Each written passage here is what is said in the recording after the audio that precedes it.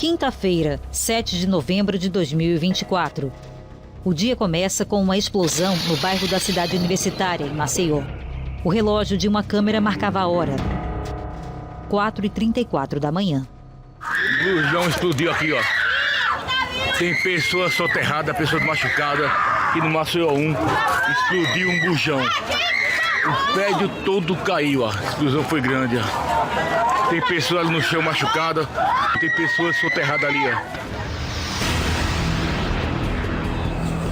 Um cenário de guerra e a corrida contra o tempo para resgatar feridos nos escombros do prédio de primeiro andar, que veio abaixo com a explosão.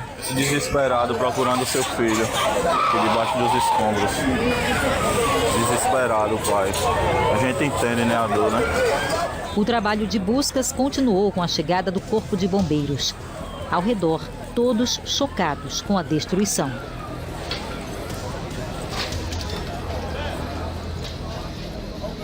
E nas primeiras horas do dia, vítimas eram retiradas dos escombros. Mais uma vítima viva. Mas 3 moradores foram encontrados sem vida entre os blocos de concreto. Está vivo, graças a Deus, gente. O luto de um bairro inteiro e o pedido de explicação para a tragédia. O que causou a explosão que deixou mortos, feridos e 30 famílias desalojadas? É o que você acompanha a partir de agora na cobertura especial do Cidade AL.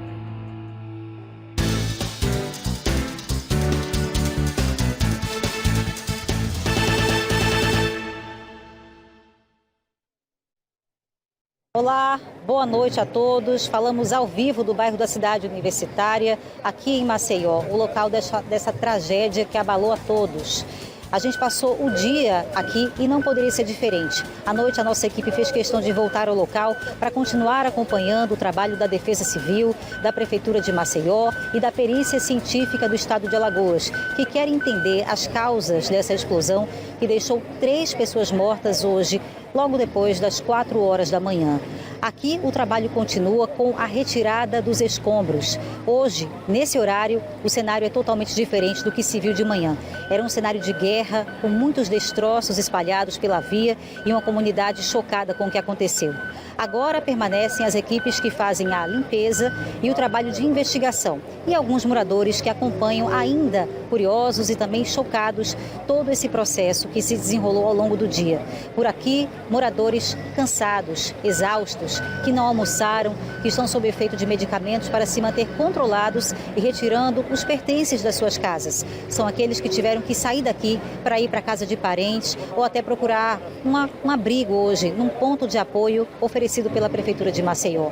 A gente vai dar continuidade a essa cobertura falando de tudo que aconteceu ao longo do dia e a previsão para o que vai acontecer amanhã, porque esse trabalho de perícia ele deve continuar.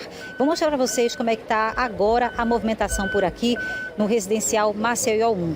Exatamente no local dessa tragédia, onde esse prédio desabou, veja só, há um trator que está praticamente evacuando, limpando toda essa área. Há meia hora atrás, muita gente ainda procurava por documentos nesse terreno e alguns pertences pessoais. A Prefeitura abriu espaço e deu autorização para que as pessoas caminhassem pelo terreno, que ainda tinha muitas pedras e alguns escombros, em busca de documentos das vítimas que morreram aqui. O avô, o neto e um vizinho. Eles não quiseram conversar com a imprensa porque ainda estão fortemente abalados com o que aconteceu. Depois que eles saíram, hoje, agora estão só equipes da Prefeitura fazendo todo o trabalho de limpeza, porque amanhã a perícia vai voltar para saber o raio de impacto, a cratera que ficou embaixo do local desse desabamento e com a força da explosão de um vazamento de botijão de gás. A gente esteve aqui ao longo do dia e eu gostaria que vocês agora acompanhassem como foi o trabalho da Defesa Civil e também da perícia, além da dor de quem perdeu a vida, os parentes e as casas. À medida que as horas se passavam, a tragédia ia ganhando rosto. Debaixo dos escombros ficaram as de Gilvan da Silva, do neto dele, Thalisson Felipe, de 12 anos. Os dois estavam em um dos apartamentos que vieram abaixo no conjunto Maceió 1. A terceira morte foi a de Wesley Lopes da Silva, vizinho da família. Eram 4h30 da manhã quando bombeiros receberam o chamado da maior tragédia envolvendo explosão em Alagoas. Debaixo dos escombros, os militares tentavam salvar vidas. Aqui, eles vasculhavam para retirar uma pessoa debaixo do que sobrou do prédio. 4 pessoas foram socorridas ao Hospital Geral do Estado. Uma mulher de 51 anos que teve queimaduras no rosto e braço direito quebrado. Um menino de 8 anos também com o rosto queimado e o braço esquerdo fraturado. Um rapaz de 18 anos com cortes na cabeça e no braço e um adolescente de 15 anos. Os 2 últimos, neta e namorado da neta do seu Veríssimo. O idoso acredita ter escapado por um milagre. Minutos antes, saiu de casa para dar água aos cavalos. Aí eu cochichei às 4h30 da manhã, eu cochichei hoje. O senhor ouviu de onde o senhor estava? Veio, o puxão foi grande. Quando voltou e encontrou a família lá, como é que estava a família? A família estava na rua, o povo agarrado com ela, eu levei para o hospital, estava internado. A Andréia tinha um apartamento no bloco que desabou. Ela e o filho autista não estavam em casa, tinham ido a Marechal Deodoro fazer o tratamento do menino. Perdeu tudo o que tinha. Eu estava para vir sábado, estava para vir para cá amanhã. Aí desabou tudo. Eu vi na televisão, ela que recebeu me disse. Pelo menos 8 blocos ao redor foram atingidos pela explosão. Mais de 30 famílias tiveram que deixar as casas. Vítimas que eram levadas a todo o tempo para este centro de educação infantil próximo do local do desabamento. Enfermeiros aferiam a pressão da dona Lena, que mora no bloco ao lado e que ainda estava muito nervosa. A gente saindo sozinha, correndo, desesperada. Foi o maior desespero. Pra gente sair todo mundo amedrontado com o que estava acontecendo. Eu só ouvi a explosão, né? Tremeu tudo. E a janela que entraram tudo com a explosão e racharam as paredes e os PVC que caíram tudo. A senhora então era de casa vizinha, é isso? Não, mais para lá um pouquinho. A creche deve ser usada como abrigo pelo menos até domingo. As vítimas diretas e indiretas dessa tragédia também receberam atendimento psicológico. Estamos recebendo todas as pessoas que foram vitimadas, pelo acidente. E nesse momento elas estão sendo identificadas pela Defesa Civil, pelos agentes de Defesa Civil, e estão sendo também assistidas. A saúde, toda a estrutura da Prefeitura está presente para garantir os direitos dessas famílias. Estamos com saúde presente, estamos com a saúde da gente, estamos com psiquiatras, psicólogos, fazendo a identificação para posteriormente encaminhá-las para as devidas políticas públicas. No fim da manhã, peritos do Instituto de Criminalística coletaram materiais biológicos nos escombros. Eles também fizeram fotos para uma análise do local. Um especialista em explosões vai analisar o cenário. No momento, a gente está aqui com a nossa equipe multidisciplinar, realizando os levantamentos necessários. Estamos com um especialista na área de explosões chegando ao local. Enquanto isso, as equipes de local já fizeram o levantamento preliminar. E a gente vai buscar encontrar a causa determinante do que aconteceu, o que motivou, o que provocou essa explosão. O Corpo de Bombeiros já começou a fazer a análise do local onde houve a explosão seguida do desabamento. 2 hipóteses foram levantadas inicialmente, mas uma delas, já de cara, já foi descartada pelo Corpo de Bombeiros. A gente já recebeu diversos informes, e até que se contradizem, inclusive. Um deles é que existiu um armazenamento e a comercialização de botijões de GLP, coisa que a gente, ao chegar, não identificou. Inclusive, moradores da região, quando souberam quem era a vítima, as vítimas fatais, ficaram meio que revoltas porque sabiam que ele não comercializava. Então, assim, a gente teve informações de que ao redor existiam essas comercializações, mas que não seria por ele. O que a gente sabe é que ele vendia churros e batata frita. Então, em algum certo momento, foi nos passado também, repito, informe de população, que ele transferia esse gás do botijão de GLP, o PT13, que é o de uso comum, para um botijão menor. Que é isso daí que nos traz um alerta, porque esse botijão menor, eles não têm estrutura para ter válvula de alívio. Então, um momento de sobrepressão, uma temperatura elevada, ele tende realmente a explodir. E o que pode ter acontecido aqui, como foi em torno de 4h42 da manhã que o Corpo de Bombeiros foi acionado, bate com a hora mais ou menos de que eles preparam para poder ver o seu material e iniciar o seu dia de trabalho. Ainda de acordo com o Corpo de Bombeiros, mesmo que pareça um vazamento pequeno, quando o gás toma conta de um cômodo como um quarto, é um cenário que pode provocar tamanha destruição.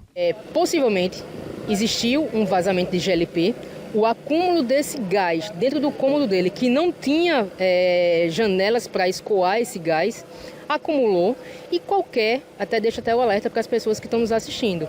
Um acender de luz pode gerar uma faísca e gerar essa explosão.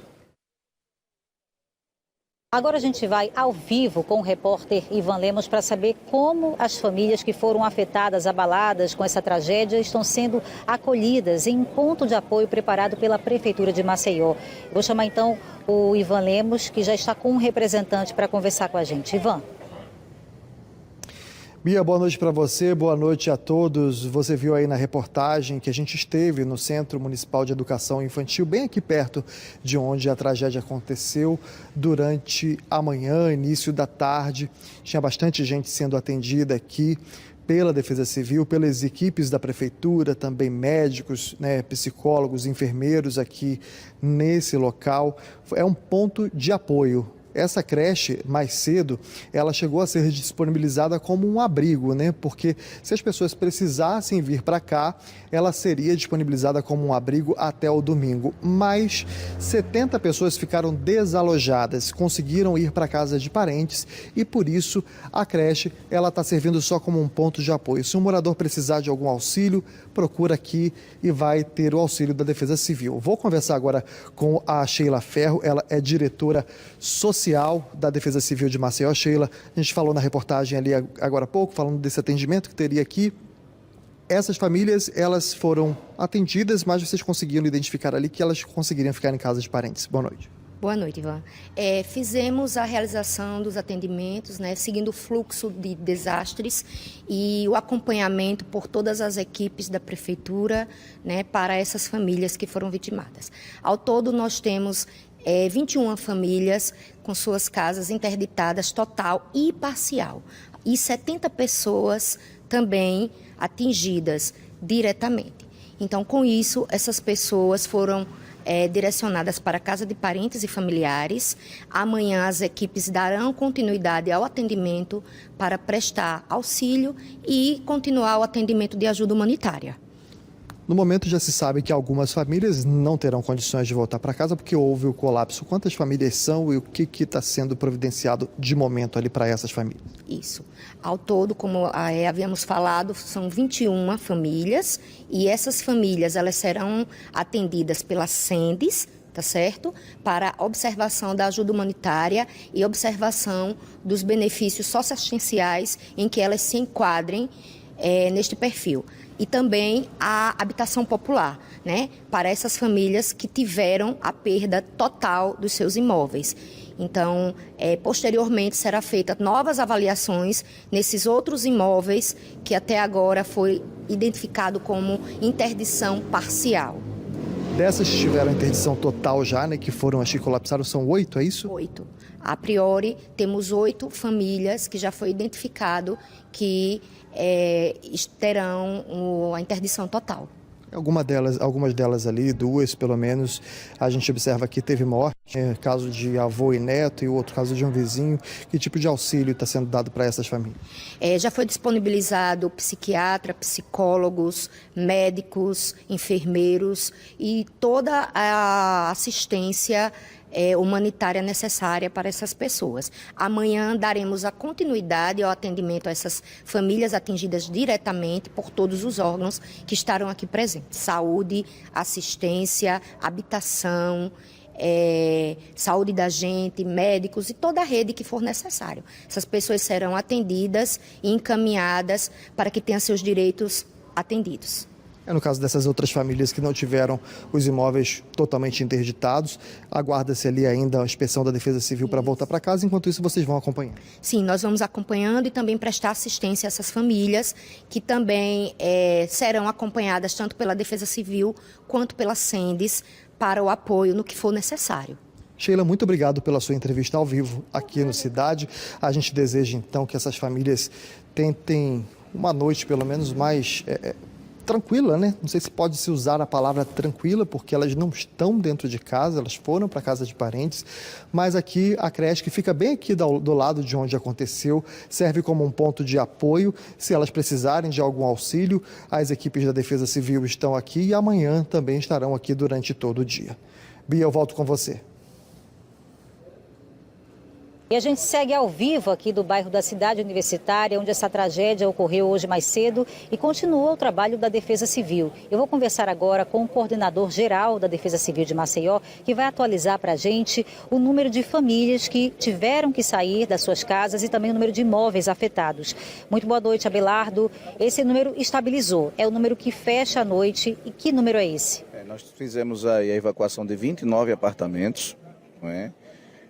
8, as famílias já puderam retornar aos seus lares. Desses 29, 21 continuam ainda sob a nossa vistoria, né? Desses 21, 8 foram danificados, teve danos bastante significativos, e que uma nova vistoria mais detalhada será feita amanhã pela manhã, porque como chegou agora o período da noite, a gente está se concentrando aí ainda na remoção desses escombros, não é? Na remoção desses escombros e no atendimento dessas famílias. Então, 8 imóveis foram muito afetados, de maneira que essas famílias provavelmente não vão conseguir voltar para as casas? Vai ter que provavelmente ser recomendado reparos, né, preventivos e corretivos, para que elas possam posteriormente retornar aos seus lares. Chama muita atenção a situação desse prédio, né, que teve parte do telhado, que ficou assim bastante danificado. Em relação a essa área especificamente, já dá para saber se com reparos é seguro a família permanecer? É isso que nossa recomendação hoje. Essas famílias não vão retornar, né, nesse específico que você acabou de citar. Mas amanhã, pela manhã, as nossas equipes vão voltar ao local, fazer esse relatório mais minucioso, mais detalhado e fazer as devidas recomendações. No caso, quando os danos se restringem apenas ao telhado, à quebra de vidraças, portas, é só fazer esses reparos corretivos. No caso de paredes trincadas, paredes que sofreram realmente um dano mais severo, aí é claro que a engenharia já vai apontar outras soluções. Então, até agora são 21 famílias que tiveram realmente que sair, estão em casas de parentes ou até no ponto de apoio da Prefeitura de Maceió.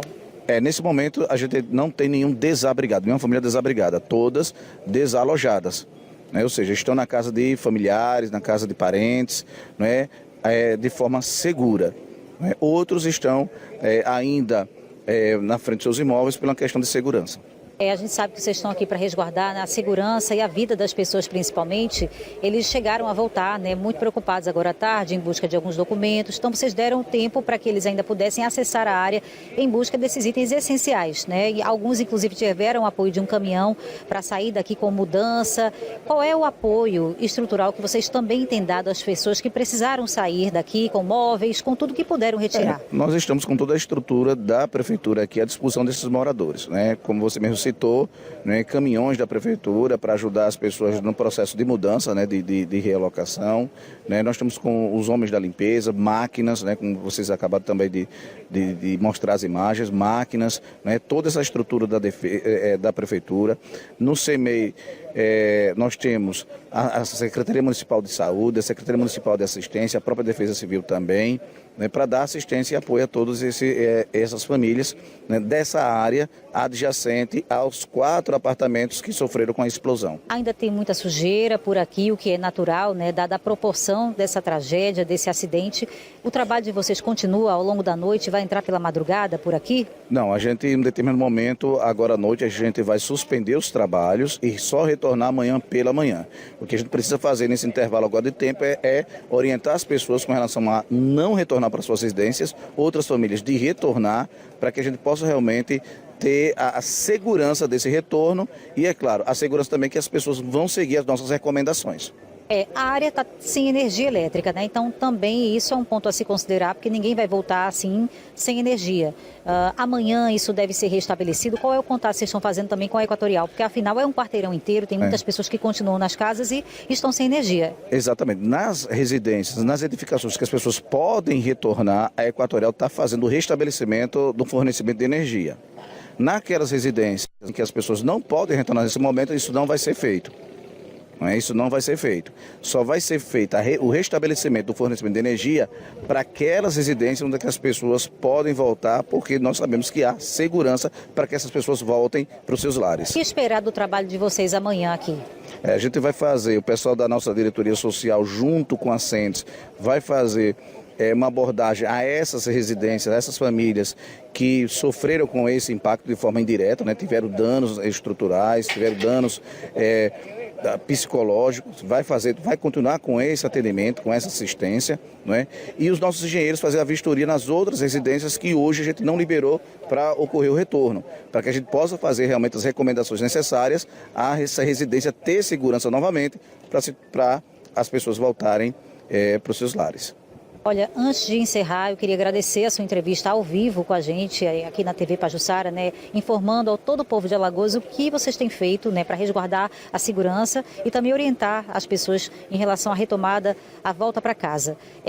Com relação a quem pode eventualmente perder hoje um imóvel, elas vão para o fim da fila do cadastro habitacional? Como fica a situação dessas famílias especificamente se perderem? A própria Secretaria também de Habitação do município já esteve hoje aqui durante todo o dia, amanhã está retornando aqui e a gente vai tratar de forma especial, principalmente a essas 4 famílias que perderam, não é, além, é claro, dos seus entes, né, queridos, que a gente, né, aqui solidariza com eles, mas também os seus lares, os seus apartamentos. Então, isso está sendo tratado com a Secretaria de Habitação nesse momento e amanhã a gente vai fazer a conversa, a comunicação com cada família, claro, isso de acordo com o direito que cabe a cada um. Muito obrigada, Abelardo Nobre, coordenador-geral da Defesa Civil de Maceió, portanto, repassando aí um balanço do trabalho que foi feito essa noite, ao longo do dia, à noite, e que deve continuar amanhã. Portanto, 21 famílias tiveram que ir em busca, né, de outras unidades, tiveram que sair, desocupar as suas casas por uma questão de segurança. Alguns outros 8 imóveis tiveram danos mais significativos, mas é claro que eles só batem o martelo, né, para dizer se é possível voltar ou não depois de uma vistoria mais minuciosa na estrutura desses imóveis. Ele acabou de informar que familiares das pessoas que faleceram aqui hoje, que são o Gilvan Nunes, de 57 anos, o neto Tarlisson Felipe da Silva, de 10 anos, e também o vizinho deles, Wesley Lopes da Silva, de 36 anos, terão um tratamento especial com relação à possibilidade da concessão de uma nova moradia, devido à proporção da tragédia, né, a comoção que se gerou, porque foi um acidente gravíssimo e hoje 4 famílias realmente perderam aí os seus imóveis, né, que são os 4 que desabaram. E falando em vítimas feridas que também saíram daqui hoje, vamos ao vivo então com o repórter Leandro Santiago, que está lá no Hospital Geral do Estado HGE, acompanhando o estado de saúde delas. É com você, Leandro.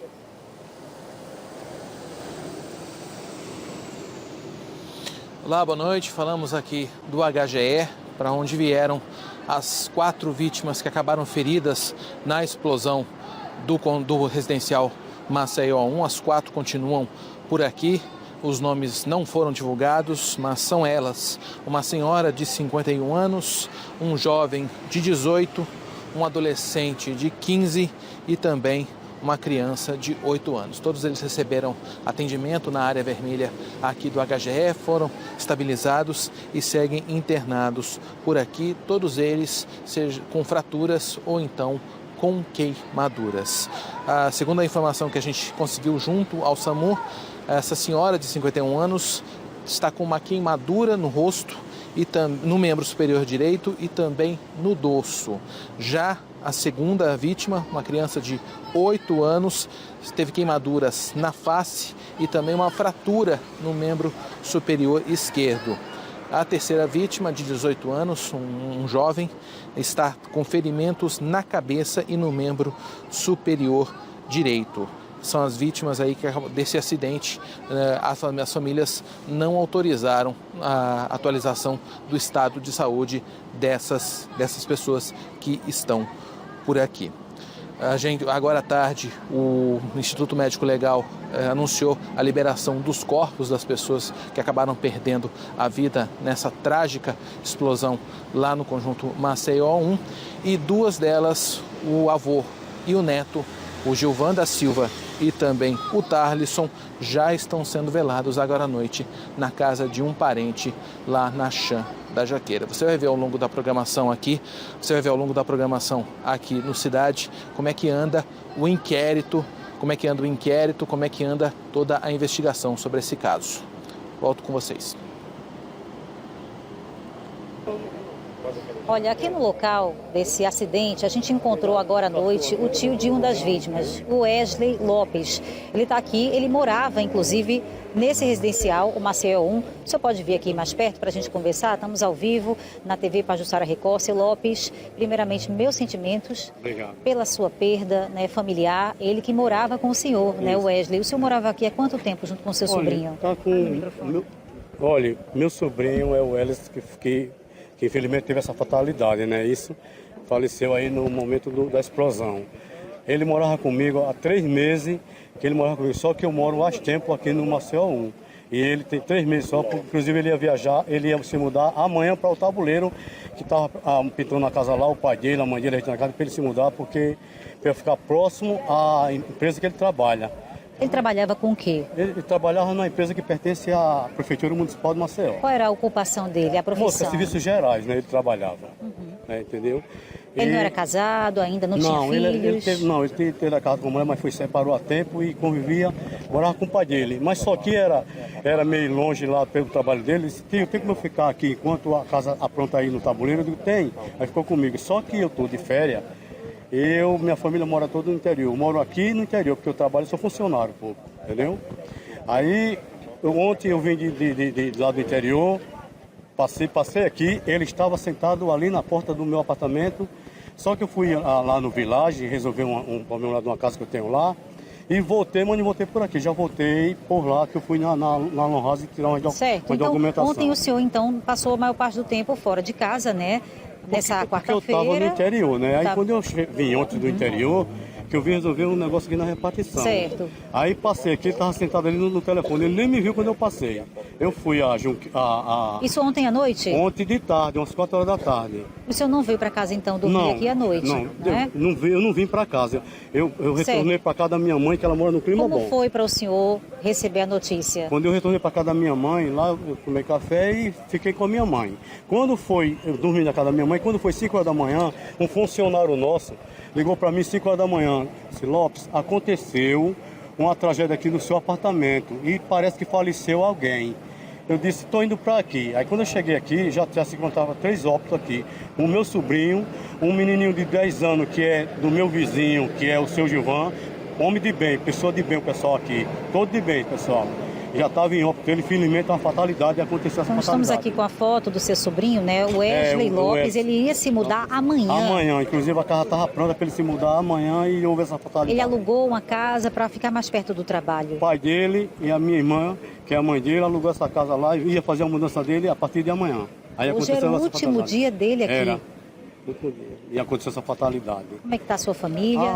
Minha irmã, minha mãe, que tem 85 anos, o pai dele, a irmã dele, o outro irmão dele, tá tudo, nós estamos arrasados, porque uma fatalidade dessa acontecer assim, a gente não espera a gente não espera um negócio desse, não é isso? Com certeza, seu Lopes, obrigada pelo senhor ter falado com a gente. Meus sentimentos, mais uma vez, né, por tudo que aconteceu, inclusive o senhor perdeu a sua casa, tudo bem, era alugada, mas o senhor tinha tudo aí, né, móveis, documentos. Perdi tudo. Então me segure seu celular, obrigada, viu? Celular, meus sentimentos, obrigada, viu? Não, a produção vai conversar com o senhor. Boa noite. E agora, gente, depois de conversar com um parente, veja que informação, né? Uma informação realmente impressionante, saber que o Wesley, que trabalhava como auxiliar de serviços gerais, uma pessoa jovem, ia passar aqui apenas uma temporada, estava de saída, né?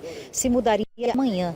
É realmente uma informação surpreendente, a gente só conseguiu contato hoje aqui no local com o parente do Wesley. Parentes também das outras vítimas, o Gilvan Nunes e também o neto dele, estiveram aqui mais cedo em busca de documentos, mas eles realmente preferiram não falar. Também pelas redes sociais, algumas autoridades aqui do estado se pronunciaram e lamentaram essa explosão no residencial Maceió 1. O ex-prefeito de Maceió, Rui Palmeira, que entregou o residencial durante a gestão dele, lamentou a tragédia e pediu que Deus confortasse os familiares e amigos das vítimas. O prefeito JHC também se manifestou e expressou solidariedade e garantiu que a prefeitura está mobilizada para apoiar as vítimas. O governador Paulo Dantas agradeceu o trabalho rápido dos bombeiros e SAMU e afirmou que vai investigar as causas dessa explosão. Quem também se expressou, se manifestou pelas redes sociais foi o ministro dos Transportes e ex-governador do estado, Renan Filho. Ele prestou solidariedade às famílias de Gilvan da Silva, Tarlisson Felipe e Wesley Lopes e afirmou que acompanhará a situação de perto. Então, por hora, são depoimentos importantes, marcantes nesse dia de tragédia que deixou a cidade de luto. Quem também se manifestou foi o Grêmio Estudantil Edson Luiz. Esse grêmio é do IFAL, o Instituto Federal de Alagoas, que lamentou profundamente a perda do seu Gilvan Nunes e do seu neto Tarlisson Felipe. Seu Gilvan, carinhosamente chamado de tiozinho dos churros, era uma figura acolhedora e alegre no dia a dia dos alunos. Com o seu sorriso generoso e simpatia, ele conquistou a todos que passavam pela porta da instituição. Todos os dias, ele trazia um pouco de doçura e leveza para o ambiente escolar. O Centro Esportivo Alagoano, o CSA, também publicou uma nota lamentando essa tragédia, uma vez que o pequeno Tarlisson Felipe seria torcedor do CSA, e tinha o sonho de ser um jogador de futebol. Inclusive tem uma foto aí em que ele aparece com a camisa do time. O CSA também se solidarizou com esse momento tão trágico para a nossa cidade. Agora a gente vai acompanhar como é que foi o Ivan Lemos, o repórter Ivan Lemos, está acompanhando o recebimento de donativos, de doações para as vítimas que estão agora no ponto de apoio. Ivan.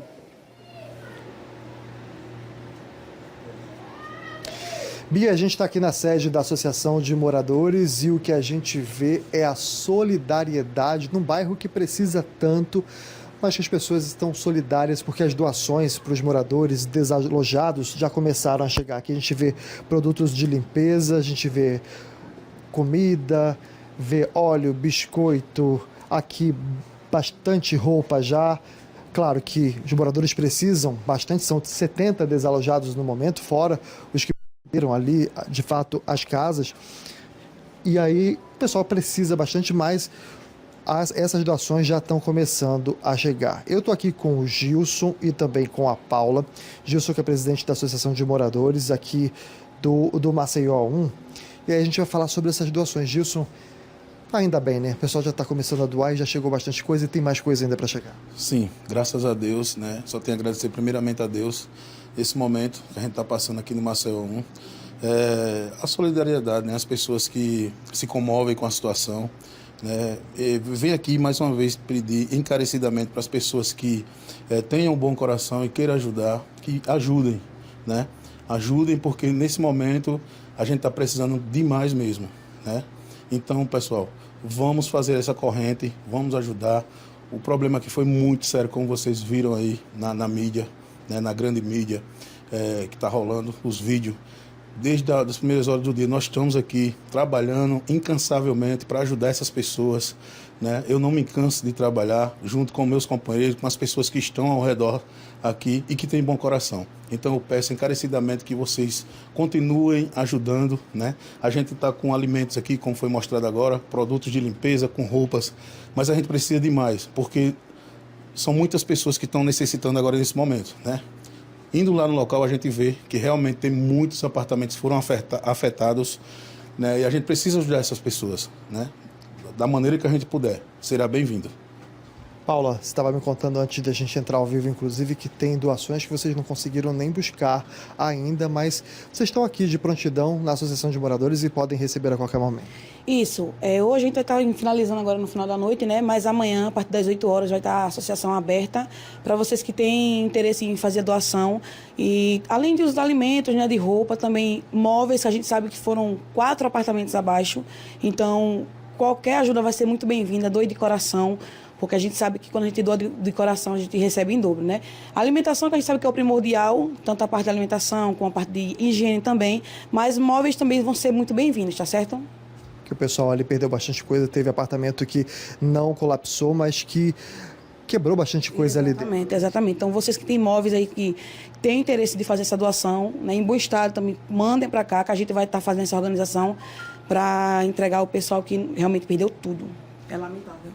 Paulo, obrigado. Jorge, como fazer essa doação? Tem algum telefone que as pessoas possam entrar em contato? Sim, a gente disponibilizou dois Pix, né? Tem um Pix aqui que eu vou passar para vocês também.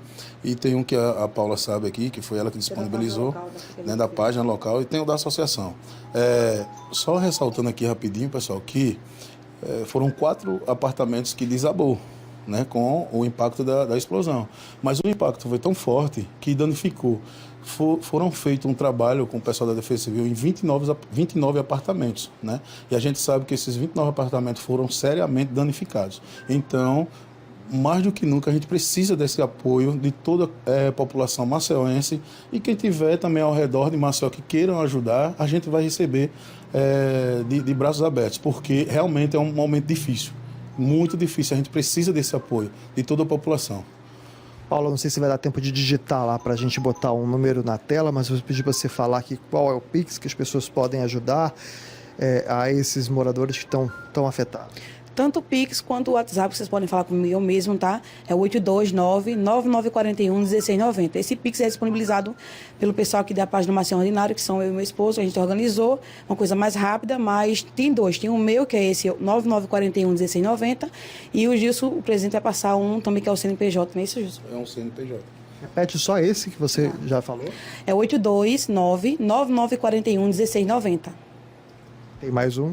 Tenho, só que eu não consigo passar. Então, acho que talvez seja até melhor centralizar nessa entrada ao vivo aqui, nesse Pix que a Paula passou, que aí o pessoal já memoriza aí, já ajuda. Muito obrigado pela entrevista de vocês. A gente está vendo aí com imagens ao vivo do Edmilson Nunes, doações que já chegaram, tem comida, tem roupa, tem água, tem material de limpeza, mas a gente sabe que são 70 pessoas, 21 famílias, de acordo com o levantamento da Defesa Civil até agora. São pessoas que precisam dessa ajuda, que foram para casa de parentes, pessoas que às vezes já são muito carentes, recebem valores como salário mínimo, por exemplo, precisam de auxílio. Então, nada mais importante do que nesse momento ajudar, colaborar e doar. Eu volto com você, Bia. Atenção, atenção.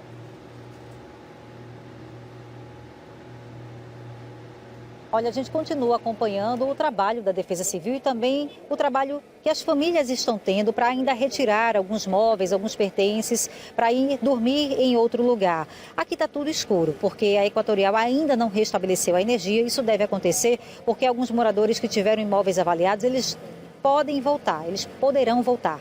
Dos 29 apartamentos que foram visitados pela Defesa Civil, 21 ainda permanecem desocupados, mas em 8 as pessoas já podem voltar, porque não há risco, de acordo com a Defesa Civil. Essa é a informação correta.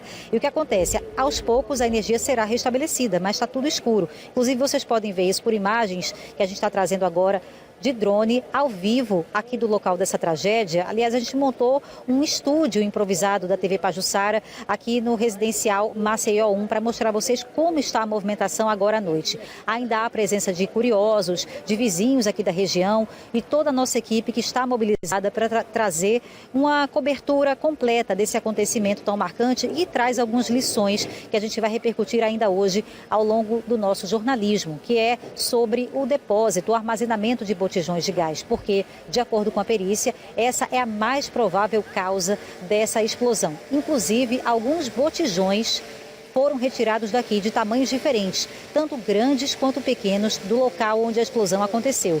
Eles foram levados e serão periciados. Então a gente percebe que a área está bastante escura, mas ainda hoje a Equatorial deve voltar para cá para começar a restabelecer a energia em alguns blocos que não foram afetados. Agora a gente vai observar, vai assistir o VT da Maria Maciel, que conversou com a dona Meire dos Santos. A dona Meire tomou um baita susto e teve a casa danificada com essa explosão. Vamos ver como é que foi. No apartamento de Dona Meire, parte do forro de PVC se soltou e a luminária ficou pendurada no meio da sala. A porta de entrada parece ter sido arrancada. Cacos de vidro no sofá e muita terra em toda a casa. Ela e o filho estavam dormindo na hora da explosão. Ela acompanhou de perto o desespero das vítimas. A gente não sabia o que estava acontecendo, né? E a gente, quando desceu a escada, viu o estrago, né? O prédio no chão, e o meu filho saiu correndo, foi um dos primeiros que chegou, eu e ele, né? Para ver se tinha pessoas, né? Com vida, ele salvou. Eu fico até emocionada em falar, porque ele salvou uma criança, né? Que ele é especial, uma senhora, que eu acredito que seja avó, e 2 adolescentes. A doméstica teve de sair de casa por orientação da Defesa Civil Municipal. Ele disse que não mexesse em nada e que eles vinham ver, né? Eles já vieram, mas me mandou esperar para ver se vai ser interditado todo, né? Eu não sei. Estou aqui só no aguardo, né? O trabalho de remoção dos escombros começou por volta da 1h da tarde. Máquinas retroescavadeiras retiraram todo o material, como concreto, restos de ferro e tudo onde ficou aí após esse prédio desabar. Esse trabalho de limpeza ele é fundamental para que as equipes de Corpo de Bombeiros, perícia oficial e também a Defesa Civil possam dar continuidade aos trabalhos e, assim, garantir a segurança dos prédios vizinhos. O Instituto de Criminalística montou uma base no local para dar apoio às equipes da Polícia Científica. Esse perito criminal, que é especialista em explosão, disse que será feita uma reconstituição no local e que já há indícios do que pode ter acontecido. A gente já tem alguns indícios de onde começou e a gente já fez 2 coletas. Né? Essas coletas aí desse material que foi esse material coletado, ele vai ser encaminhado ao laboratório de química forense, onde a gente vai fazer exames. A depender do resultado dos exames, a gente consegue confirmar que realmente o local onde a gente coletou esses vestígios é o ponto de origem da explosão. Com a reconstituição do cenário e também se a gente tiver acesso à planta da casa, a gente consegue estimar o volume, né? O volume da residência, para a gente saber a densidade da atmosfera explosiva, porque como todos os indícios eles estão indicando uma explosão do tipo mecânica, é um confinamento de gases, né? E aí com os cálculos que os peritos vão fazer, os engenheiros vão fazer juntamente comigo, a gente vai conseguir estimar a quantidade de gás que tinha e que foi responsável por essa explosão. O trabalho segue ainda com estudos e medições para entender a dinâmica da explosão. A gente vai fazer a remarcação dos quadrantes, né? A gente dividiu a área em alguns quadrantes, onde a gente já conseguiu coletar alguns vestígios, né? Vestígios biológicos, vestígios de natureza química. E agora a gente vai reconstituir a área para a gente entender a dinâmica da explosão. A gente vai buscar alguns efeitos característicos das explosões, né? Como efeitos térmicos, crateramento, que aí eles vão indicar o ponto inicial. E como essa explosão ela se desenvolveu, né? Porque a gente está agora fazendo paralelamente, né, os outros peritos estão fazendo um trabalho agora de propagação da onda explosiva, até onde essa onda explosiva teve efeito. Né? Então a gente está estimando uma área grande, né, onde essa área grande, essa área periciada é uma área com extensão relativamente grande por conta dos danos que teve. Né? Então a gente já está com uma hipótese de exclusão de explosivos, né? A gente vai confirmar com a busca com o emprego de cão farejador, então provavelmente o cão farejador do BOP deve estar vindo para cá para poder fazer esse tipo de busca para a gente confirmar essa explosão de explosivos e aí a gente vai reconstituir a cena. A perícia científica começou aqui por volta das 8h30 da manhã e terminou às 5 da tarde. Foi uma busca intensa, inclusive por explosivos, como ele falou aí, o perito explosivista Gerard Delcaran, mas é uma busca de praxe. Não significa que tivessem explosivos, mas dada a proporção desse evento, era preciso fazer esse trabalho por um protocolo, de saber se tem mais algum material explosivo nesse terreno. Os cães farejadores, que trabalharam pela primeira vez em parceria com a perícia científica do Estado de Alagoas em eventos assim, com explosivos, eles já vistoriaram essa área, fizeram essa varredura e não encontraram nenhum outro tipo de explosivo. Agora, eu conversei com o perito Gerard e ele falou que esse trabalho continua amanhã. E um fato chamou a atenção que foi os botijões. Eles foram finalmente encontrados, 6 grandes e 5 pequenos. E através de um trabalho minucioso, inclusive com imagens em 3D, eles devem mensurar a distância em que eles estavam, em que apartamentos. Vamos ouvir o que disse o perito explosivista. A primeira etapa que a gente desenvolveu foi a etapa preliminar dos dados, né, onde a primeira equipe pericial se dirigiu ao local para constatar o que realmente aconteceu, né, o nosso diretor consegue dar as informações mais precisas, né, em relação a essa primeira etapa, e a segunda etapa já consistiu já na busca de supostos materiais explosivos, né? E assim que a gente excluiu a hipótese de material explosivo no local, a gente começou a fazer a busca dos vestígios, onde a gente começou a encontrar alguns vestígios relacionados a explosões de caráter mecânico, né, onde a gente constatou alguns elementos que levam à hipótese de vazamento de gás liquefeito de petróleo, né, que são os gases utilizados nesses botijões comerciais. Vocês recolheram aqui alguns botijões, né? Seriam 6 normais, tamanho normal, e 5 pequenos. Esse material estava onde? Bom, eles estavam espalhados, né, dentro do raio da onde a gente fez as buscas, onde tinha vários escombros. Então, a disposição deles leva a dizer que eram do mesmo imóvel, né, só que com a reconstituição da cena, utilizando recursos 3D, que a gente vai conseguir confirmar esses dados. Então, a perícia acredita que esses botijões estavam no mesmo imóvel. Alguns poderiam estar no andar de cima, porque como tinha o pavimento de cima, pode ter sido que dos dois de cima tenham caído, né? Mas só com a reconstituição da cena que a gente vai conseguir afirmar isso daí. Pelo cálculo de vocês, essa explosão, somando esses botijões, é o suficiente para esse impacto que se ouviu a um raio muito distante? Tem gente que mora a 5 quilômetros daqui e percebeu e ouviu a explosão. Então, essa quantidade do material que estava aqui dentro desses botijões seria mais ou menos o impacto esperado era esse, de uma explosão? Bom, pelo exame que a gente fez e pela área estimada do imóvel, a gente acredita que a hipótese mais provável para esse caso foi um vazamento de gás, né, desse cômodo, desse imóvel que armazenava mais botijões. E esse confinamento do gás, ele atingiu uma atmosfera explosiva que ela é condizente com os danos que a gente viu. Ele poderia estar passando o gás de um botijão para o outro. No entanto, com a explosão, você acredita que os demais podem ter sido ativados, digamos assim?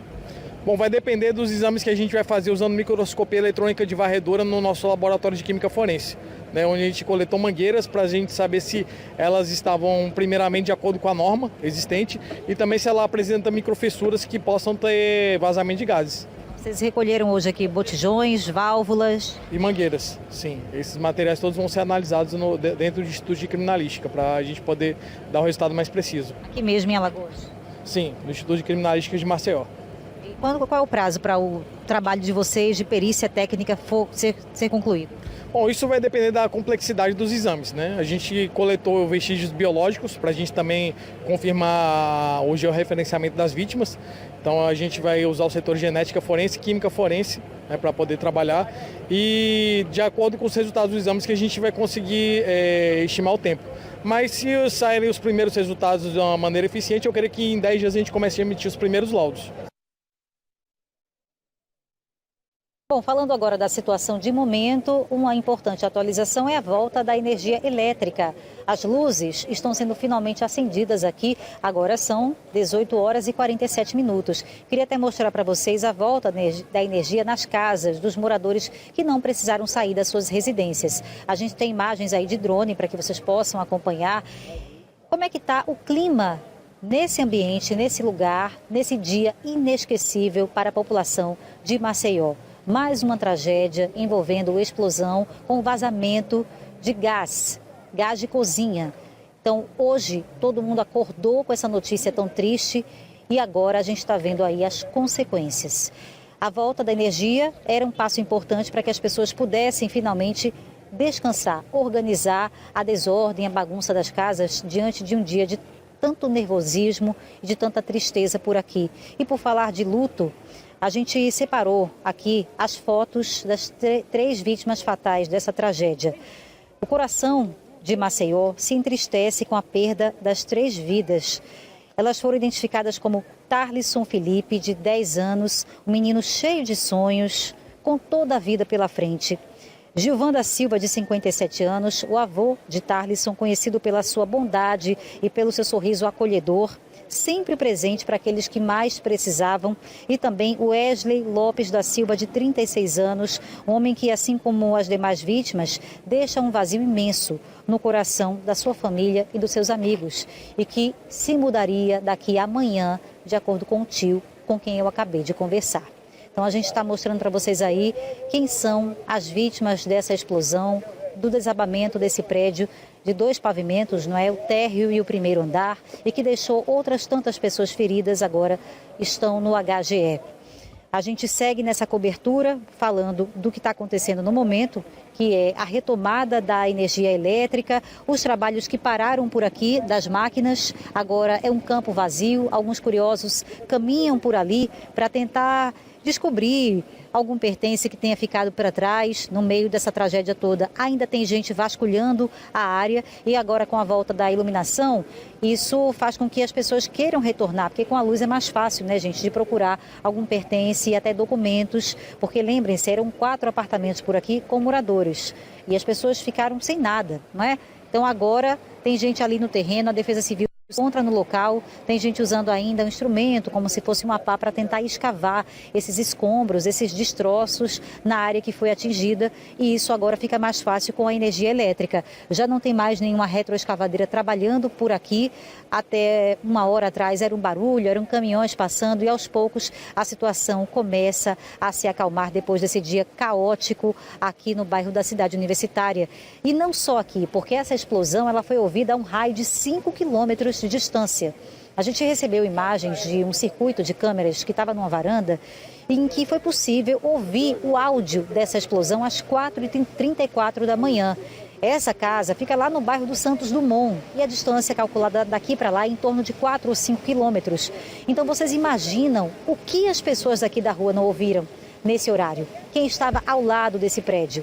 É realmente um trauma, um dia inesquecível, mas infelizmente por uma causa horrível, né? A morte, a tragédia envolvendo um acidente doméstico. Agora a gente vai acompanhar a entrevista que eu fiz com o diretor do Instituto de Criminalística do Estado de Alagoas, Charles Mariano, falando que esse laudo produzido aqui deve ficar pronto em 10 dias e sobre o trabalho que vai ser feito daqui para frente. O trabalho vai além do local imediato que teve a explosão, também as residências vizinhas para a gente identificar até onde foi a onda de choque, né? Até onde foi a área atingida pela explosão. Pelo que a gente tem visto, isso atingiu um raio de distância impressionante, né? De maneira que outras residências, outros lotes foram danificados. Vocês puderam perceber se havia alguma outra situação de risco no terreno, por exemplo, outros botijões nessa área? Nada fora do normal, né? As outras casas são normais, elas apenas tiveram danos decorrentes dessa explosão que atingiu principalmente essas 4 residências aqui que foram ao chão. A hipótese mais provável até o momento é de que um vazamento de gás criou essa atmosfera explosiva. E aí essa atmosfera, ou seja, esse gás confinado que gerou essa explosão, não propriamente o botijão. Quando forem concluídos os exames, esses laudos serão remetidos para a delegacia responsável. A perícia volta ao local amanhã, na sexta-feira? Sim, voltará amanhã para continuar com os exames de locais para determinar o crateramento, o tamanho da cratera formada pela explosão, continuar avaliando os estragos das ondas de choque e, porventura, se encontrar recolhendo novos vestígios. É isso, um trabalho extremamente técnico daqui para frente. A gente fica por aqui na Cidade Universitária acompanhando os últimos acontecimentos nesse dia, nessa noite. Agora eu quero chamar o repórter e apresentador Bruno Protásio, que está lá no estúdio. Bruno, você acompanha, segue daí o Cidade AL, que eu fico aqui de olho no que está acontecendo.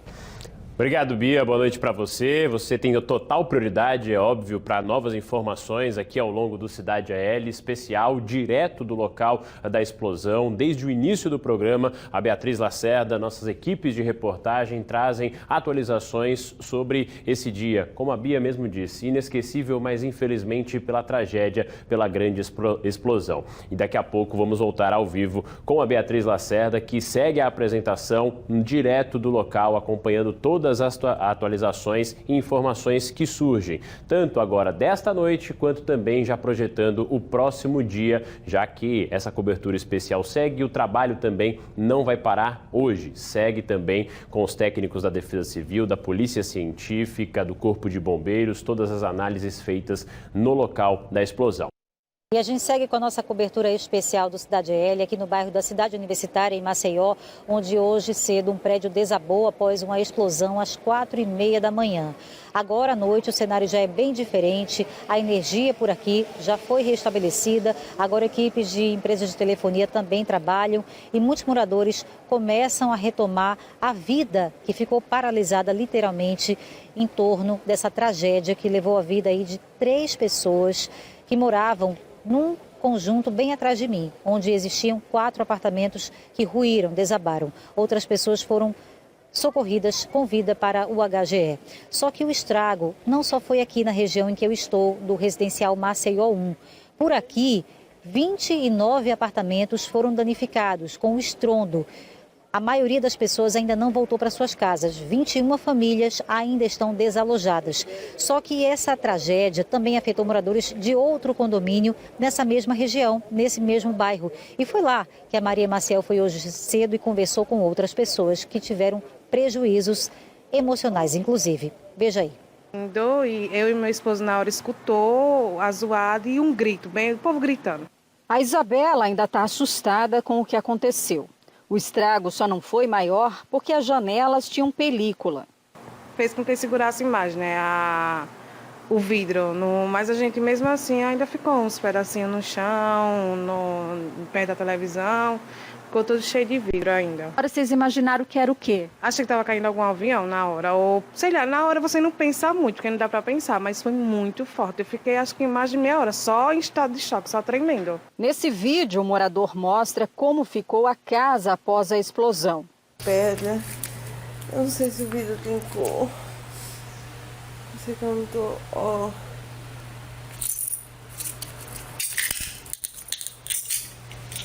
As casas ficam no condomínio Gran Jardim dos Eucaliptos, ao lado do local do acidente. Neste vídeo é possível ouvir o barulho das vidraças quebrando com o impacto da explosão.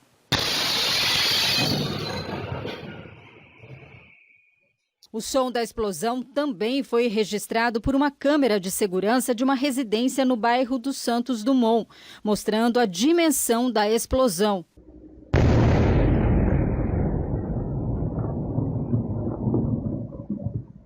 Essa moradora foi atingida por estilhaços de vidro e teve pequenos ferimentos nos braços, costas e também na cabeça. Abalada, ela não quis gravar entrevista.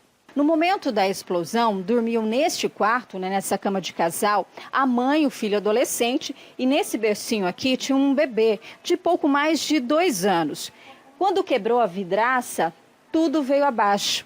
A mãe ficou bastante machucada. O bebê, por sorte, não foi atingido, a gente ainda vê marcas de sangue ali.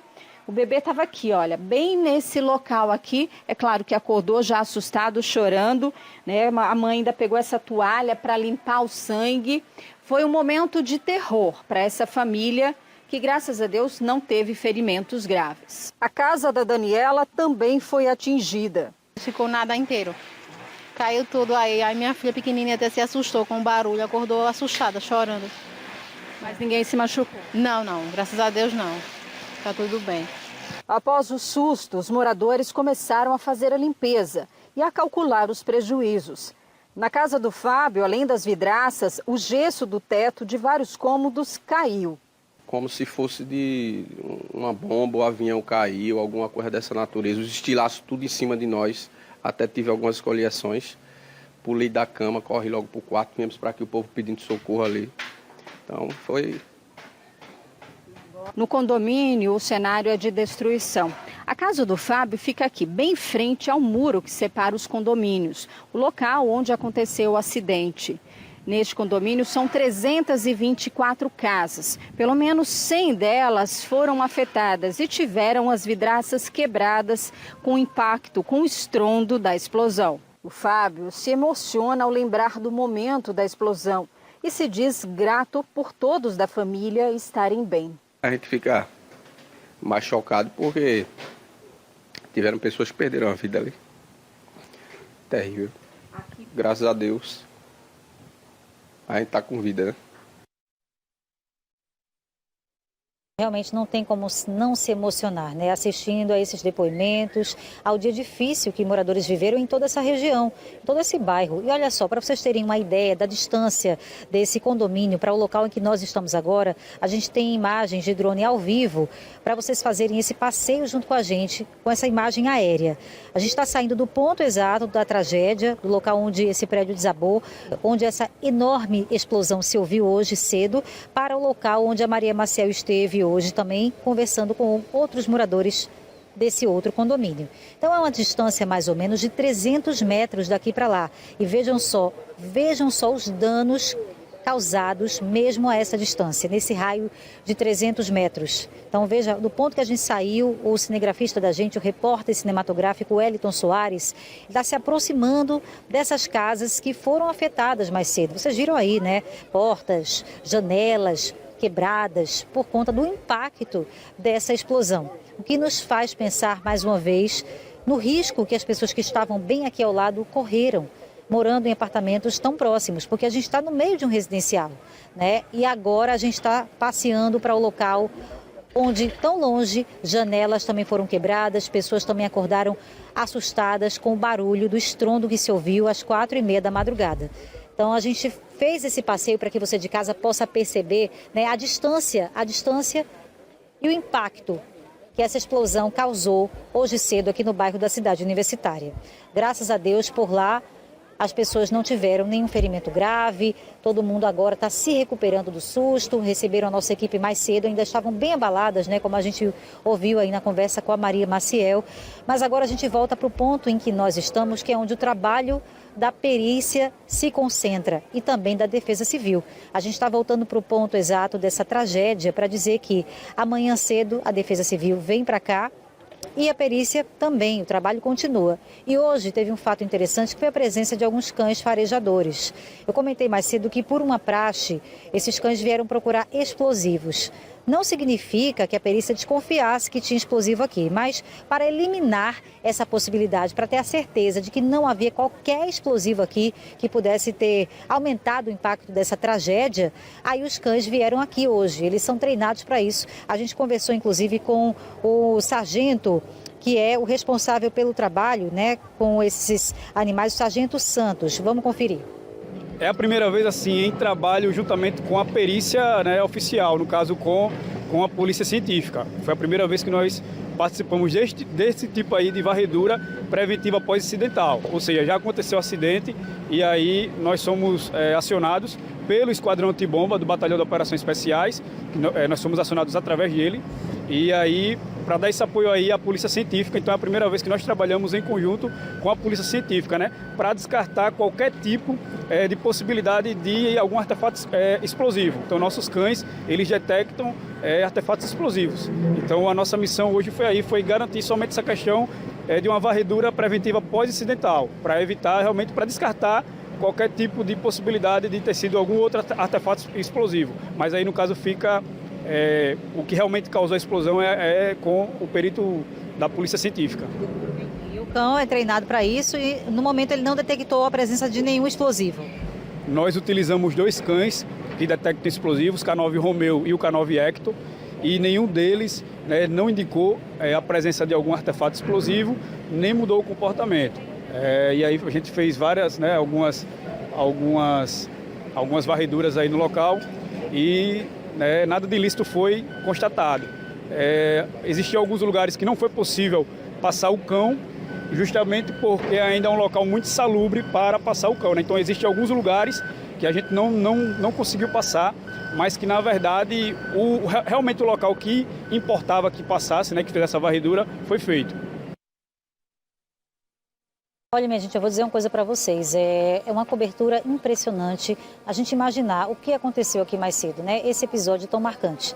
O raio de estrago que essa explosão causou e pensar que tantas pessoas moram aqui do lado e que essa tragédia poderia ter sido ainda pior do que já foi, lamentavelmente.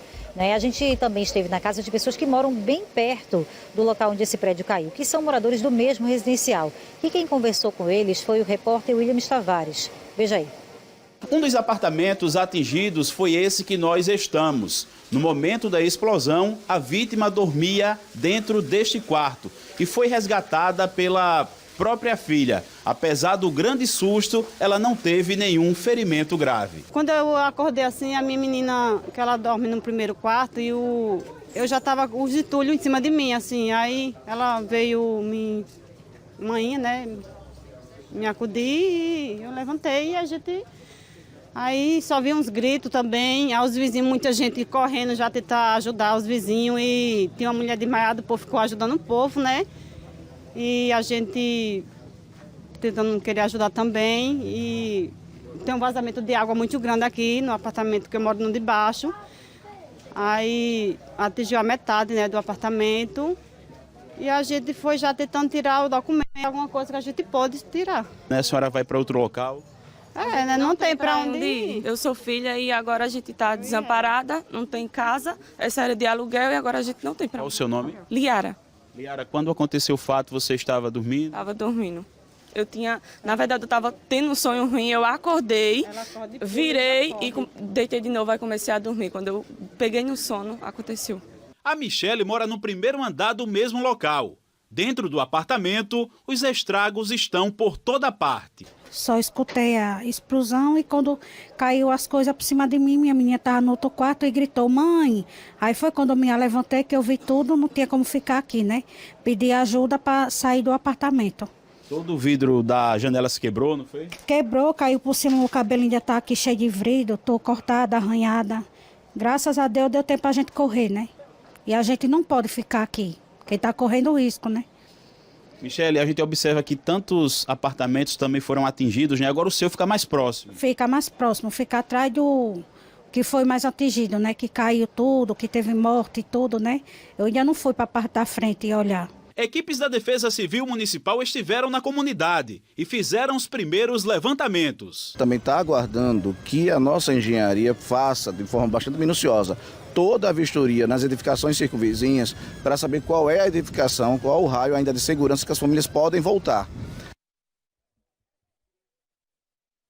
Olha, pessoal, a gente veio para bem perto, exatamente para a área em que o prédio desabou.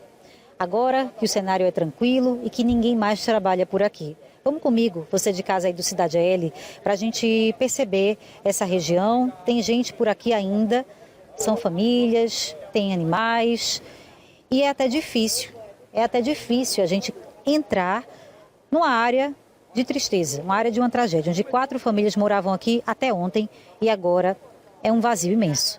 Olha só, mais de perto a gente percebe a avaria, o prejuízo dessa estrutura que vai ser avaliada pela Defesa Civil e que ainda há possibilidade das pessoas continuarem morando. Ali, inclusive, ficou o quadro, não é? Um quadro e os escombros, o concreto por aqui. Foi daqui que os botijões foram retirados, hoje cedo, pela perícia. 6 botijões grandes e 5 pequenos estavam nessa região. Caberá à perícia determinar mais ou menos em que posições eles estavam, em que apartamentos eles estavam.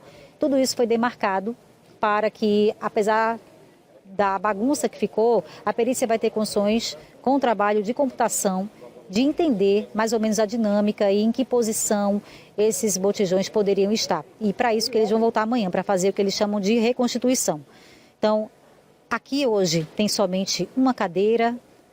Eu não consigo perceber a presença de nenhum documento, nem de roupas. A área foi bastante escavada.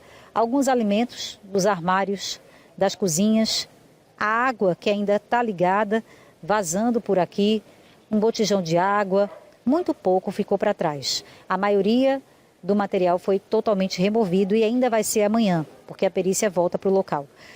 As casas atrás a gente percebe, né? Olha só o buraco nas paredes. A árvore bem aqui do lado, que também ruiu, cedeu, caiu. E alguns curiosos que permanecem nesse terreno. E eu, claro, vou tomar aqui a liberdade de tentar falar com esse senhor. Tudo bem? Senhor, boa noite. Tudo bem? A gente está ao vivo aqui no Cidade AL.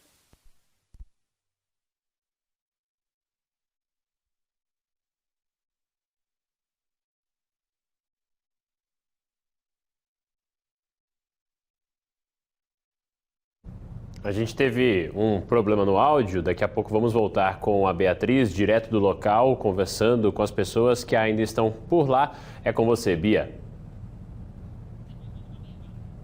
pedir para você começar essa história de novo, né?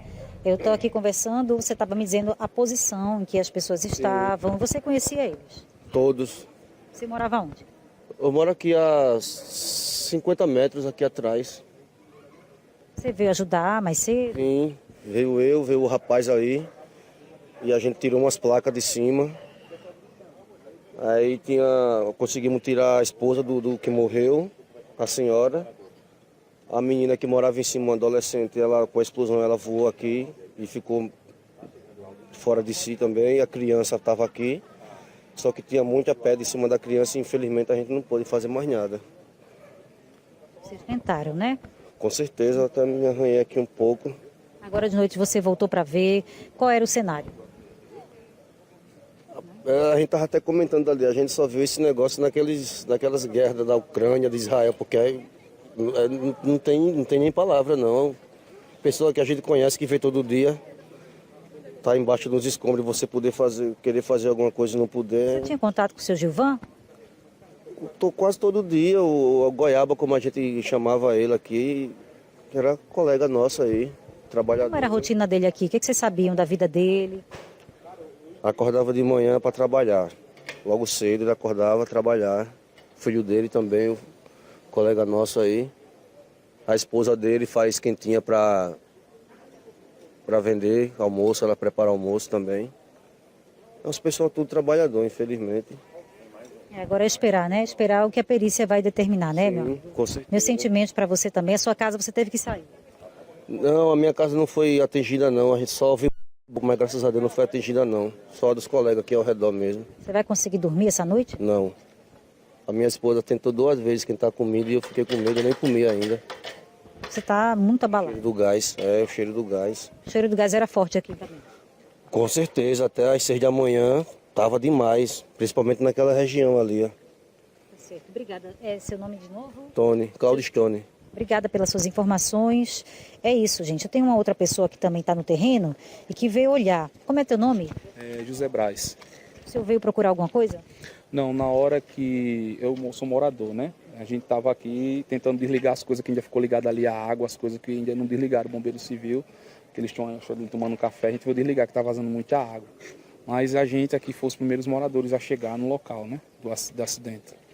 Como é que vocês estão hoje? Rapaz, extremamente abalado. Principalmente na hora que aconteceu tudo, como eu falei mais cedo nas outras reportagens. A gente chegou aqui, tava muita gente pedindo socorro, gritando. E eu, na hora, não tinha nada para poder socorrer, porque tava os cabos de energia soltos, tava saindo faísca de energia. E eu tentei o máximo correr em casa, botar a luva, botar a bota. Ou seja, você também se arriscou, né? Para tentar salvar outras vidas. As vidas, exato. Aí a gente conseguiu, graças a Deus, ainda socorrer, se eu não me engano, foi 3 a 4 vítimas. A gente socorreu, tirou aqui dos escombros. Mas, infelizmente, a criança que estava aqui, o vô dela e o rapaz aqui, a gente não conseguiu tirar, que tinha muitas pedras grandes em cima deles, está entendendo? Obrigada. Parabéns pela sua coragem, pelo seu trabalho. Desejo que daqui para frente você consiga, né, voltar para casa e descansar depois de um dia caótico como foi esse. Agora, Bruno, eu vou voltar com você aí no estúdio para que a gente dê seguimento ao Cidade AL. Eu continuo por aqui, na cidade universitária, para atualizar vocês de casa com os últimos momentos desse dia, infelizmente trágico. É com você.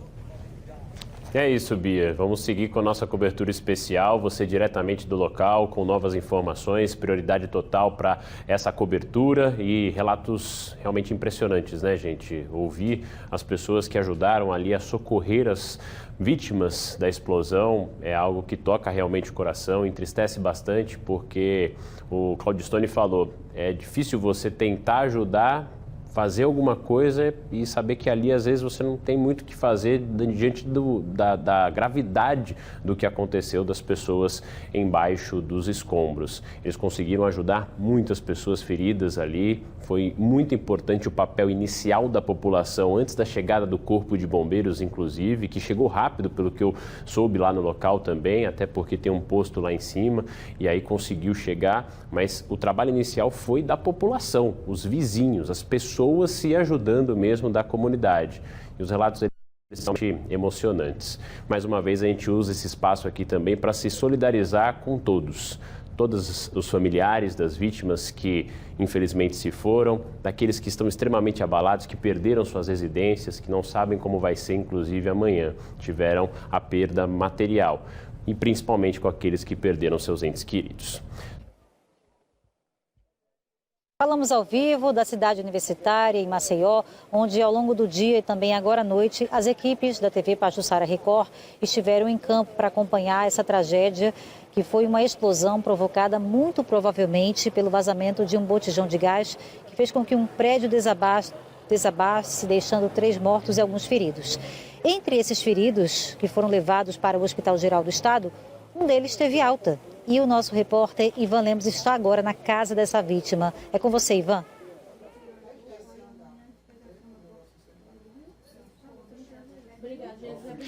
Bia, eu estou aqui com um dos sobreviventes dessa tragédia que, ainda bem, já está em casa, já recebeu alta do Hospital Geral do Estado, é o Tairone dos Santos. Já vou conversar logo direto com ele aqui. O Tairone está acamado, ele levou alguns pontos pelo corpo e aí precisa ficar de repouso. Tairone, começar te perguntando sobre esse livramento, né? É como se tivesse nascido de novo, boa noite. Foi que eu nasci de novo, né? Deus me deu uma vida de novo, né? Que peguei 16 pontos atrás da cabeça e mais 7 aqui no braço. E o meu corpo tá todo ralado nas minhas costas. E eu vim me acordar no hospital sem entender nada, o que é que tava se passando. Depois de muito tempo que eu vim perguntar o que foi que eu tava fazendo no hospital, aí foi que me disseram, o prédio explodiu lá, desmoronou tudo. Você estava na casa da sua namorada? Tava na casa da minha namorada, mas graças a Deus ela já tá de alta também. Teve ferimentos leves, só pegou 3 pontos no joelho. E hoje eu tô aqui para contar a história, né? Que teve um rapaz que não sobreviveu, ele e o neto dele da casa de baixo do terra, do apartamento residencial Maceió 1. E hoje eu tô aqui para contar a história e agradecer a cada um de vocês que estão me ajudando. Que doaram cadeira de balanço, ventiladores, deram continha em dinheiro, cama, o que deram aí, só tenho a agradecer a vocês.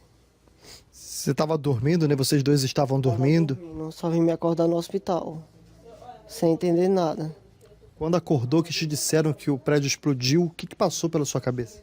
Passou pela minha cabeça, ainda não caiu totalmente a ficha. O prédio tinha caído. Depois de muito tempo que eu vim ver os vídeos, foi que a ficha caiu.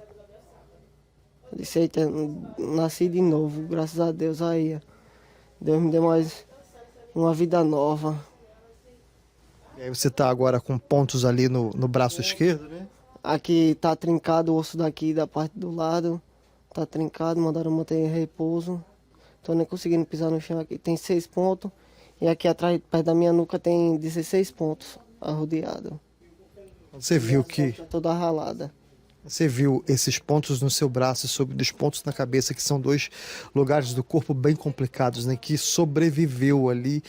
Tá aqui hoje para contar a história. Foi sorte, foi Deus aí, viu? Por ter sobrevivido ainda mais aqui, perto das veias do coração e aqui atrás, que é uma parte sensível. Foi Deus aí. Você trabalha, você precisa de ajuda, como que é? Eu no momento eu tô parado, só tô precisando de uma ajuda aí de cada um que puder me ajudar, com 10, com 5 reais, com o que der aí, de coração, aceito. Viu a sua mãe aqui, agora há pouco eu conversei aqui com a sua mãe, antes da gente entrar ao vivo, sua mãe muito emocionada, que não acreditava na história e está aqui hoje você com ela. Quando você chegou perto dela, que reencontrou sua mãe, o que você sentiu?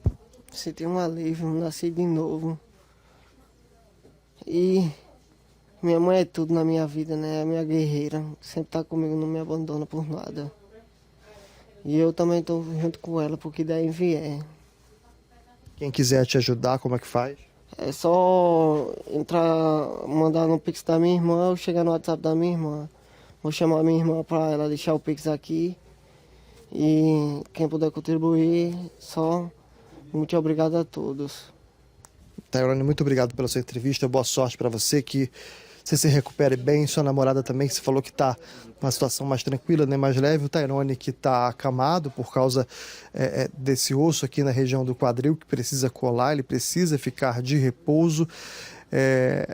sobreviveu a essa tragédia, uma das 4 pessoas que foram socorridas, ele, 18 anos, a namorada de 15 e outras 2 pessoas, uma criança de 8 e uma mulher de 51 anos, que foram socorridos pelo SAMU, pelos bombeiros, levados para o HGE. O Tairone e a namorada já receberam alta.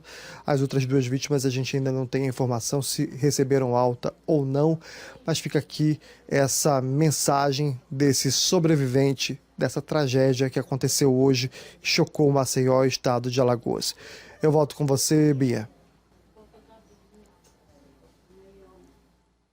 Agora a gente vai saber como é que fica o trabalho de investigação dessa tragédia. O repórter Leandro Santiago conversou com o delegado que estará à frente do inquérito. Vamos saber. A principal linha de investigação da polícia é de um incêndio culposo, ou seja, sem intenção. Vale lembrar que às 4 horas da manhã, por volta das 4 horas da manhã, recebemos o chamado na central de flagrantes. A doutora Maria Tereza, que estava de plantão, acionou tanto o IML quanto a UIC para ir ao local, bem como o Corpo de Bombeiros. Essas 3 forças foram até o local. Logo em seguida, já nas primeiras horas da manhã, a Polícia Civil também chegou, para fazer esse trabalho. A gente tem informação de que o cheiro era forte de gás ainda naquele primeiro momento de quem chegava no ambiente, o que realmente fortalece a versão de que foi um vazamento de gás que fez com que tivesse toda aquela explosão. A Polícia Civil também investiga a possibilidade da explosão no conjunto Maceió 1 ter sido causada não só por mas por 6 botijões de gás que estariam no apartamento, onde vivia Gilvan da Silva e o neto Thalisson Felipe, de 12 anos. Os 2 morreram, junto com o vizinho Wesley Lopes da Silva. Possivelmente a pessoa do Gilvan, ele tinha 6 botijões de gás reservas dentro de casa, ainda um em atividade, porque ele exercia o trabalho de ambulante, de uma determinada rama, acho que, salvo engano, de vendedor de churros, o que fazia com que ele tivesse esse grande número de botijões, o que fez com que terminasse tendo uma explosão tão potente. Testemunhas devem depor à polícia a partir da semana que vem. Eu acredito que na segunda-feira as pessoas, principalmente os vizinhos, devem começar a ser ouvidos. Ela, inclusive, ouviu, ela disse pra gente que ouviu de pessoa de fontes fidedignas que havia esses botijões de gás dentro do apartamento, dentro do imóvel, e que, inclusive, havia um maior que abastecia os menores. A coisa era meio que precária. Não é, mas, claro, se foi a pessoa que terminou vindo a óbito, que é o responsável por isso, a gente deve opinar pela exclusão da culpabilidade. Mas é uma fatalidade, a gente, como Polícia Civil, lamenta, inclusive, a morte de uma criança ainda de 12 anos, bem como de um idoso, nessa fatalidade que ocorreu na parte alta do Maceió. Olha, a gente está terminando daqui a pouquinho o Cidade L nessa edição especial, hoje falando ao vivo aqui do bairro da Cidade Universitária, onde o clima já começa a mudar. Agora é bem menor o número de pessoas por aqui em relação ao início do nosso jornalismo agora à noite. Tinha muita gente, muitos curiosos na rua. Agora as pessoas começaram lentamente a ir para suas casas, mas permanecem. A Polícia Militar do Estado de Alagoas, que está dando toda a segurança para quem trabalha em campo, e também a Defesa Civil, que ainda está reunida, montando a sua estratégia de trabalho para o dia de amanhã. Agora a gente vai trazer uma reportagem importante com um balanço do número de ocorrências de acidentes provocados por vazamento de gás de cozinha esse ano aqui em Alagoas, já que essa foi a provável causa do acidente que aconteceu hoje mais cedo. Vamos acompanhar. Desde que o ano começou, foram até agora registradas 41 ocorrências envolvendo botijão de gás. Para falar sobre isso, estou aqui com o Sargento Leal, que vai dar mais detalhes para a gente. Sargento, 41 ocorrências, o que muitas vezes acontece? É falha do equipamento, é falha da pessoa? Pela experiência do senhor, o que é que acontece? Boa noite. Na maioria das vezes, acaba sendo uma má manutenção, uma má instalação, uma desobediência das regras que a gente enfatiza, que todos façam com a instalação, com a manutenção, com a verificação de validade do equipamento. E muitas vezes ocasiona esses chamados de ocorrência com GLP, não tão graves como a que aconteceu hoje, mais cedo, porém com grandes potenciais de ser. Então, é por isso que nós enfatizamos direto ter cuidado com a instalação, ver a questão do piso uniforme para não tombar o botijão dentro de casa, de preferência instalá-lo em locais arejados, longe de fontes de calor, de pontos de eletricidade. Na hora da instalação, você usar as mãos, evitar o uso de ferramentas, né? Verificar a questão da mangueira, da validade da mangueira, que tem que ser trocada a cada 5 anos. E após instalar, verifica com água e sabão se há algum tipo de vazamento. Tudo isso são medidas que podem ocasionar, podem melhorar, né, e evitar esses problemas como o que tivemos hoje. Mas mesmo assim, você está em casa, está sentindo o cheiro de gás forte, está sentindo que tem presença de... Evita, no primeiro momento, ligar interruptores, ligar qualquer tipo de produto que cause faísca. Abram as janelas, portas para que o gás possa se dissipar. Se possível, desligue a válvula do botijão de gás, leve ele para fora do seu ambiente familiar, da sua casa, para que não ocorra, né, as explosões, não ocorra essa faísca e que desencadeie todo esse sinistro. Agora, a gente tem também o caso, vai ser investigado ainda, mas existe a possibilidade da explosão ter sido causada por essa pessoa estar transferindo gás de um botijão para outro. Esse é um procedimento que não é recomendado. Não é recomendado, e assim também como a questão da venda clandestina, da venda do depósito clandestino, às vezes não é venda, mas é um depósito clandestino de gás, que as equipes de Corpo de Bombeiros constantemente, diariamente, fazem vistoria em estabelecimentos para evitar isso. Mas caso você que está em casa suspeite de um vizinho, de alguém na sua rua, de algum depósito que esteja armazenando de maneira errada, que esteja fazendo algo que você acredita que seja ilícito, tal, Disque 181, tá? Esse é o número do Disque Denúncia, é um número pertencente à Secretaria de Segurança Pública. É um número gratuito, uma ligação gratuita, você liga e não se identifica, você faz essa denúncia de forma anônima, tá? E fazendo essa denúncia, há uma filtragem, né, das informações cedidas pela pessoa, e equipes da Polícia Militar, do Corpo de Bombeiros estarão indo no local e investigando para evitar situações de tragédias, mortes como as que aconteceram hoje. Tá certo. Obrigado pelas informações. A gente sempre fala do 181 para casos como, por exemplo, criminosos que estão foragidos, por exemplo, mas então o 181 você pode usar em casos como esse também. É a sua vida que você preserva em situações como essa. Não deixe de denunciar. Orientações importantes, né, do Corpo de Bombeiros sobre a maneira de armazenar e também de manusear botijões de gás. É importante que todas as pessoas que hoje têm botijão de gás procurem verificar a condição desse botijão, também da válvula de segurança, e de maneira nenhuma tentar fazer a manipulação disso dentro de casa, no ambiente doméstico. Não é para isso que o gás chega na nossa casa. A gente deve usar como ele vem, já com a segurança, e não fazer o manuseio ou tentar passar o conteúdo de um para o outro. Isso é terminantemente não recomendado, né? Agora, a gente tem a imagem, inclusive, de botijões que foram retirados daqui pela perícia e foram levados. Esses botijões serão cuidadosamente analisados, eles foram marcados, a sua área em que foram localizados, para que a perícia possa entender em que apartamento eles estavam e tentar confirmar algumas informações que já circularam hoje cedo, não é? Que a gente prefere esperar a polícia determinar no fim do inquérito. Nós vamos encerrando a nossa cobertura por aqui, no Cidade AL, direto da cidade universitária. Queremos agradecer ao apoio que todos deram nessa cobertura, fontes que conversaram com a gente, né, da Defesa Civil, também a Polícia Militar do Estado de Alagoas, com o 12º Batalhão, sob o comando do Coronel Andrade, que desde as 5 da manhã esteve com suas equipes aqui, fazendo um trabalho incansável para garantir a segurança de toda a comunidade presente e também das equipes de resgate e de perícia. E agradecemos também ao comandante-geral da Polícia Militar, Paulo Amorim. Assim eu me despeço de vocês de casa. Bruno Protásio, eu volto com você aí no estúdio. Parabéns pelo brilhante trabalho, Bia, na apresentação dessa cobertura especial. Vamos seguir, inclusive, com informações amanhã, a partir das 7 horas da manhã, no Balanço Geral Alagoas, aqui na nossa cobertura da TV Pajuçara. E vamos encerrar o Cidade hoje fazendo uma homenagem às vítimas dessa tragédia.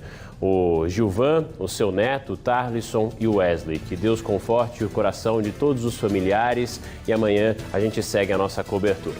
Boa noite.